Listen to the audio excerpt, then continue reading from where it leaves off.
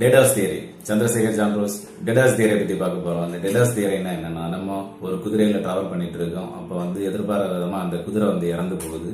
So நம்ம இறந்து போன குதிரையை நினைச்சு எதனால அது இறந்து போச்சு, இதுக்கு நம்ம நல்ல ஃபுட்டு கொடுத்துருந்தா இது சாகாம இருந்திருக்கும், இல்ல இதை நல்ல ஒரு தொழுவத்துல கட்டியிருந்தா நம்ம குதிரை சாகாம இருந்திருக்கும், இல்ல குதிரைக்கு ஒரு நல்ல பராமரிப்பாளரை நம்ம முன்னாடியே மாத்திருந்தா குதிரை சாகாம இருந்திருக்கும்னு சொல்லி பல விதமான டிஸ்கஷன்ஸ், பல விதமான சிந்தனைகள்ல நம்ம எஃபோர்ட்டை வேஸ்ட் பண்ணாம இறந்த குதிரையை விடுத்துட்டு நம்ம ஒரு புதிய ஸ்ட்ராட்டஜி எடுத்துட்டு போனோம்னா கண்டிப்பா நம்ம லைஃப்ல வின் பண்ணுவோம். இதுதான் இந்த இறந்த குதிரை தியரி அல்லது டெடாஸ் தியரி சொல்லுது.